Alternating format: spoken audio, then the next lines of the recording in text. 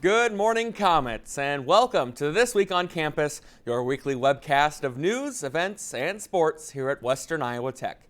I'm Luke Larson. And if you've driven through campus sometime in the last couple weeks, you may have noticed a few less potholes on your way in. This morning, we take a look at one campus improvement made over the summer. Crews were seen Monday cleaning out storm drains underneath the main road around campus, which was the last step required when replacing a street. Over the summer, portions of that road were replaced with brand new concrete. Maintenance Director Joe Funk says the project was long overdue for many reasons. There's drains underneath that we had to do repairs on. The road was cracked up, and we kept trying to repatch it, and it just keeps crumbling underneath it because it was so old.